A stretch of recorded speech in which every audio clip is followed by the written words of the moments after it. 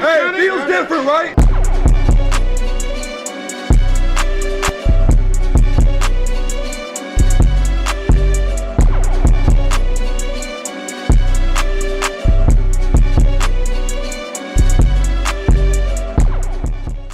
Hello and welcome to episode 12 of Fantasy Sports. Today we're going to be doing what we've been doing the past 3 weeks.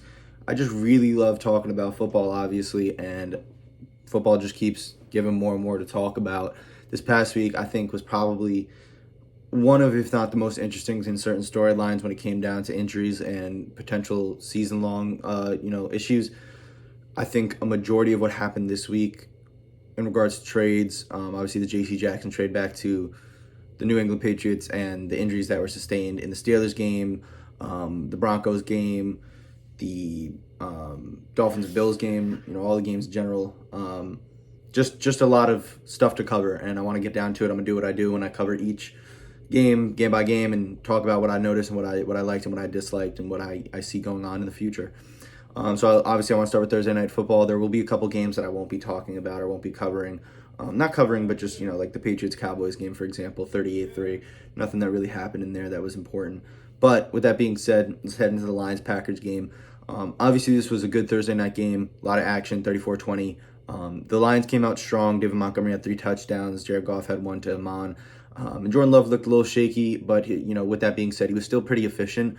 I don't like the fact that the Packers don't have a lot of weapons. I think the Lions were very, very strong on the run game, and I think that made Jordan Love have to pass. And when he did have to pass, a lot of receivers, he has to fit into tight spots, and he's been good at doing that so far this year, but it's one of those things where it's only going to work for so long. Obviously, I'm pretty sure he led the league in QB rating before this week. And with that being said, I do think he is obviously extremely good. He looks exactly like Aaron Rodgers when he's in the pocket. I mean, there's plenty of clips of them side by side doing very similar things in the pocket, running out of the pocket. With that being said, I think the Packers, with the wide receivers they have, aren't going to make it very far. I don't think they expected to make it very far in Jordan Love's first year. But with that being said, maybe Devontae Adams reunite. That'd be really cool to see. The Lions looked very strong. I am worried about Jahmyr Gibbs' usage just because, 3 touchdowns and 32 carries from David Montgomery, especially coming off an injury where he missed the past week due to his hamstring. It raises a lot of questions. So definitely want to look at that going in the future. For the Falcons-Jaguars game, this was another game that was very focused on Kyle Pitts not being used, didn't get a lot of catches. Calvin really had a lot of targets, but not a lot of catches, and Christian Kirk, again, had a lot of yardage and a lot of catches. So it's a little questionable. Etienne, again, got a majority of the touches, and he didn't turn it into many yards this game, but he is getting a lot of touches, and I like that. But for the Falcons side, I'm not going to focus too much on the Jaguars, but for the Falcons side, I definitely am worried about Desmond Ridder and that offense. Desmond Ridder did have a lot of pass attempts again, and I know I keep talking about week 1 from week to week on how much more he keeps passing. But with that being said, it just doesn't seem like he's going to get the volume to certain people, such as Kyle Pitts and others on the team that you'd like to see. Bijan Robinson obviously had a big week. But yeah, Falcons offense definitely worries me for Drake and Kyle Pitts with the way that Desmond Ridder and the offense plays. For the Rams-Colts game, really good game. Puka Nacua had a really good game. The Colts offense looked pretty shaky, but they actually did put up 23 points. They lost 23-29. They wound up making a big comeback. I do really like the Rams this year. They're kind of a good team in a lot of capacities on offense with the weapons that they have, and obviously they have what's his name coming back, Cooper Kupp coming back. Very interesting to see, very excited to see what they can do when he gets back. Matthew Stafford's been playing exceptional, and I didn't expect anything less. I think Matthew Stafford last year was injured, and he played injured, and that's what I want to talk about next, moving on from the Rams and Colts, because it's, 2 teams that aren't going to be that competitive. I wanted to talk about the Bengals and Titans game. Obviously, Derrick Henry had a very strong game. He had his best game so far this season, and I think a lot of people after last week when he didn't do much were saying that this was going to be his down year, and he came out, had 100-plus rushing yards, passing touchdown, rushing touchdown, and they dominated the Bengals. But on the Bengals side of the ball, obviously T. Higgins fractured a rib. He's going to be out for a foreseeable future. And Joe Burrow looks really injured. That was the biggest takeaway I had from this game. I was watching a couple clips just because I wanted to see what happened in the game. I was watching the game highlights. I was like, why is it 27-3? What happened? What was going on in offense? And when you look at Joe Burrow, you just look at a lot of the movement he does. He can't move in the pocket anymore. He can't roll out. He can't step up. It just seems that leg is so hindered by his 3-step drop back that when he moves, it seems like every time, I mean, obviously per se I have no idea, but it just seems as though he plays as though he's scared and that he doesn't want to get injured again. So obviously keeping him out there is better than putting a backup in because he's Joe Burrow. But at some point, you got to think, when are they just going to sit him a game or two to get him healthy, fully healthy, for him to play the way he wants to play and the way the team wants him to play. But that was a very interesting game. Ravens Browns. I mean, there's not much to cover. Lamar had a really good game against the quote unquote number one defense. They were the number one defense statistically, but obviously I think there are better defenses in the league. And obviously they didn't have Deshaun Watson. I forget the quarterback's name out of UCLA that went out. He threw 3 picks. He just didn't look good. He looked young. He rolled out a lot in the pocket, and he had a lot of space, but he would not run. He would decide to sit back and throw a ball. I mean, his last pick was really bad. He had a lot of open space. But again, they were down 28-3. It doesn't really matter. I mean, that game was pretty much wrapped up from the news that Deshaun Watson wasn't going to play. For the Vikings-Panthers game, obviously there was a lot of talking about what Bryce Young was saying on the sideline when he gathered his team up and was, yelling at them. People were, wondering whether or not that was a motivational thing, whether it was a frustration. I think it was more or less motivational. Obviously, they were down at home and they wanted to get a first win. He probably wants to get his first win at home. But the Vikings look solid. Obviously, Kirk threw that 99-yard pick six, but with all that being considered, it was a really average, solid game between the two. Justin Jefferson had another big day. Adam Thielen looks really good. That was one thing I took away. I've been talking about Adam Thielen with my friend for a while now, and obviously, you had not a down season, but he had a lesser season than he'd had in the past last year. And I think Adam Thielen still has it in him. I mean, he's pretty good. I think the problem with the Panthers right now is they don't have a wide receiver one. Obviously Thielen his whole life. He's kind of been a wide receiver two, not really a wide receiver one, just playing second fiddle to Stephon or Justin Jefferson. And he's really good at doing that. But the Panthers definitely need to go out and get a strong wide receiver that can track the ball down, be confident to throw every single time. Then for the Buccaneers and Saints game, that was one of the interesting games. The Buccaneers came out and torched. Baker came out and torched one of the best passing defenses in the league, the best up to this point, pretty much. Derek Carr looked injured. A lot of checkdowns to Alvin Kamara. I think he had 13 receptions for 33 yards, which was a record for the lowest amount of yards with 13 catches ever, which was interesting to see. But the volume for Kamara, fantasy-wise, is insane. That's really good. But yeah, the Saints, again, it looked like the Bengals, where Derek Carr didn't look too strong. He looked weak. I think he had like 40 pass attempts and he only had 180 yards. So not a lot of air yardage on it. He did not get a lot of the ball deep down the field. Chris Olave, he threw him a couple short balls and sometimes he was open. He didn't read it. But yeah, definitely worried about some of the Saints players such as Michael Thomas, him, and Kamara going in the future. For the Bills and Dolphins game, this was a really cool game. The Bills were playing at home. They came out and they really dominated the Dolphins. Obviously, Tre'Davious White with the season-ending injury was terrible. You'd never want to see that. But the Bills looked extremely good. I mean, scoring 6 touchdowns in really just dominant fashion against a team that was 3-0, one of the only 3-0 teams in the league. It was really impressive to see. The Dolphins kind of hindered on the fact that Tua wasn't getting touched, and they got into his face a lot. They didn't sack him a lot, but they got in his face a lot, and they sent a lot of pressure. And, it wasn't like he couldn't make a read. It's just, their downfield coverage was just as good as their rush. So it was very interesting to see how they played them. And Josh Allen, Stephon Diggs, that connection is probably hotter than ever right now. I would say arguably that's probably one of the best things that they got going for them, other than the fact that James Cook really looks a part of an RB1. So that was a really exciting game and really, really high-scoring offense game. And I liked what I saw out of both teams. One thing I don't like is the Dolphins' defense.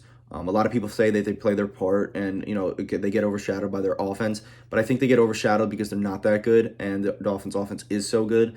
So when you see these Dolphins games, like when they won 70-20, so on and so forth, the game before that, they had a pretty much shootout with the Chargers. They're usually giving up at least 4 scores a game easily. And it just doesn't look right. I mean, 4 to 5 scores a game by defense doesn't seem like they get any big stops. Is definitely worrisome, so I want to look at that going forward. Chargers-Raiders game, I mean, it was a good game. There's a lot of injuries in the game. Wasn't really too impressed by anything that I saw, other than Justin Herbert had a really solid game, despite no Eckler, despite no Mike, despite getting rocked by Jerry Tillery, who got thrown out of the game. But the Raiders all on their side didn't have any Jimmy Garoppolo, so not too much that I expected out of there, other than the fact that the Chargers defense, again, did not look great, but not a crazy game. Same thing for the Steelers and Texans. Steelers, Kenny went down, Freiermuth went down, Dan went down. We looked slow off the start from Matt Canada. I know people want to just blame him, but I feel like at this point it's hard to blame someone else. When Kenny Pickett seems as though he's gotten more comfortable, and unfortunately, obviously, he has that knee injury that probably will keep him out this week. So definitely worrying about that. But on the other side of the ball, CJ Stroud definitely looks the part for Offensive Player of the Year, Rookie of the Year. I'm really excited to see that because I was really high on him coming out of the draft. I remember saying that he was better than Bryce Young, that anyone that didn't take him was a fool, and I really thought the Seahawks should have taken him. but he really, really looks good. I can't even imagine what that would have looked like with him and Jackson Smith if they were on the same team. But for the Steelers, I'm worried just with the injuries, with the way the team's been going. Obviously, Mike Tomlin came out and there was reports that he said he was going to have no changes to the offense. So concerning as a fan, but at the end of the day, you live with what you get. For the Commanders-Eagles game, I'm worried about the Eagles' defense. They gave up 31 points and went to overtime. The Eagles' offense looked really good. Jalen Hurts had a dominant game. He came out and played like he did last year, and so did A.J. Brown. But giving up 31 points to a team like the Commanders after they went out and pretty much had 3 points, I'm pretty sure they had 3 points against the Bills the week prior, last week. And, you give them 31, and Sam Howell didn't seem really that concerned under pressure. Terry McLaurin was making good catches. Brian Robinson was running. You expect a team with Jalen Carter, who's like playing almost at Aaron Donald level at this point right now, and a team with Hassan Reddick, who just came 70 sacks last year. The whole team, they're not looking that strong, and it's definitely worrisome with the players they have. Darius and Bradbury, and obviously losing CJ's a big loss, but they still pretty much kept almost everyone and got a little better. So it's definitely concerning to see what they're doing on defense. But for the offense on the Commanders, I definitely liked what I saw. Howell looks good. The Bills might just be the real deal, man. I mean, keeping them to 3 points. And scoring a lot, and then coming out and doing the same thing the next week against a team that was 3-0 and just looked insane on offense. Definitely really interesting to see for the Bills. Like I said, I didn't really want to cover the Patriots-Cowboys game. I mean, they just came out and dominated them. Mac Jones obviously had a bad game. And same thing for the Seahawks-Giants game on Monday night. You saw that just, Daniel Jones under pressure was collapsing, didn't have a lot of time. The offensive line looked weak. It just didn't look like a really complete game from either team. Obviously, only putting up 3 points for both of them, and getting dominated on the other side of the ball. As for the Giants, I think their biggest problem obviously is offense. I think the defense is doing the best that they can with the fact that the offense doesn't have a time of possession at all. They need Saquon back. They need these wide receivers to step up. They need Darren Waller to step up, and they need that offensive line to step up. It's definitely very interesting to see what they're going to do in the future and what Brian DeBall has to cook up, because that team is looking really shaky at 1-3 right now. Same thing for the 49ers Cardinals. I really like the Cardinals this year, man. I think when Kyler Murray gets back, they're going to be good. Joshua Dobbs has been leading them in some games right now, and I really like the fact that their defense has been very strong, and they're doing a lot of different stuff on defense. Obviously, the 49ers are just the 49ers. With that offense and that defense, it's just insane. But the coach has been doing some really good stuff, and I really like what I saw out of them up to this point. And the offense did pretty good again. I mean, putting up 16 points with Joshua Dobbs, James Conner, and friggin', Marquise Brown against the best defense and best team in the NFL, still kind of a win in my book. You scored 3 times, 4 times.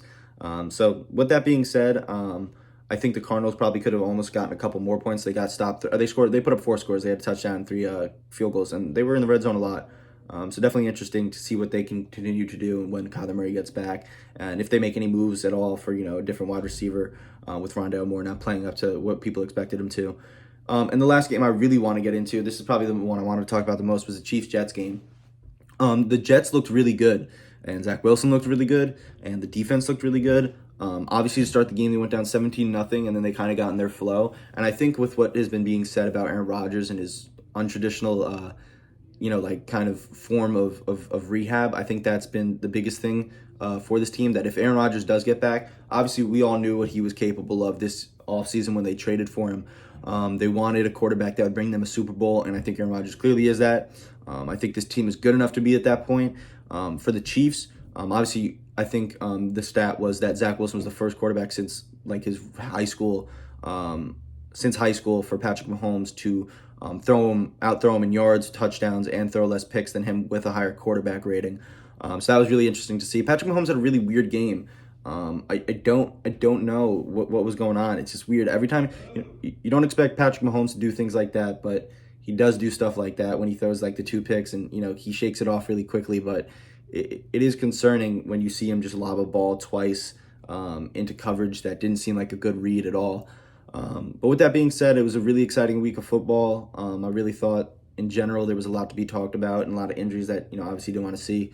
But heading into the next week, the biggest games that I'm probably looking for are the Ravens versus Steelers, just because it's a good matchup for me. I really, it's Ravens Steelers. Chiefs Vikings will be a high scoring game. Cowboys 49ers, and I feel like the Titans, Colts, and Falcons Texans could be some sneaky games.